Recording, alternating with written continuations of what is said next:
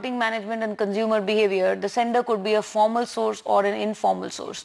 A formal source includes the company, which is the marketer himself, or both public and private sector organizations, those working not for profit as well as working for profit. So formal sources could be any kind of a marketer, whether working for profit or not for profit, whether of private sector organizations. Now it could also mean commercial organizations, government organizations, or even NGOs. So these are the formal sources of communication, and you have the informal source of communication, which we all know is through the word of mouth, which includes families, friends, peers, colleagues, people in our reference group who provide us with a lot of information about their experiences or about their knowledge with respect to product or service category or about the mix. So you have these two sources as a part of the sender. And the sender here is the initiator. He's the initiator of the message. He's the source of the message, and these sources could be either formal in nature or informal in nature.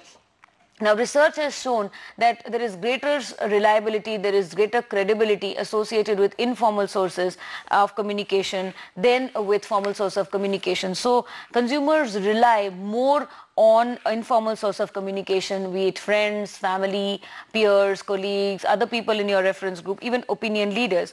This is essentially because it is believed that such people, such informal sources, do not have any ulterior motive. While a marketer has a motive that he wants to, sell his product, he wants to talk favorably about his product because he wants to sell his product, earn revenue, earn profit. So there is a motive associated with the communication message and the communication strategy. But for the informal sources, it is believed that they are more credible, they are more reliable because they do not have any ulterior motive, or they do not have any motive associated with why they are saying what they want to say. So unlike the marketer who comprises the formal source, the informal sources are more reliable.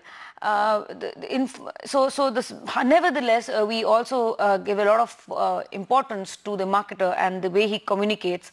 Now, the sender here will decide what to say, whether the sender be a formal source or an informal source, will actually decide what to say, how to say, where to put it across through. So how to say, when to say, where to say, and what to say. Now, any case, basically, his objective is to provide, whether it is an informal or a formal source, the main objective is to provide information with respect to the product or service offering or the brand, and anything and everything with respect to the 4 Ps.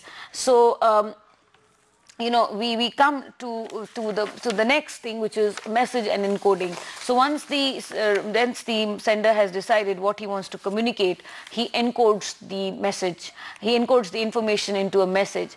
Now the sender here will think, basically decide what to say, how to say it logically, how to say it symbolically, and who is to say. So what to say, who will say, how will it be said logically, how will it be conveyed symbolically. All of these are decisions which the sender is going to take. So the sender here, meaning the marketer or it's through the marketer he's going to decide what should he be saying about his product or service offering or his brand, how should he be saying it logically, how should he be saying symbolically, and who is going to be his audience, or who is the message meant for. So message here is illustrative of the content and includes the physical format through words, which is the verbal communication, the symbols, the pictures and the images, which is the visual communication, and the gestures, which are the non-verbal communication. So here he has to decide on the verbal, the visual, and the non-verbal communication. So what to say, how to say it logically, how to say it symbolically, and whom am I going to say it. All this is basically going to be a major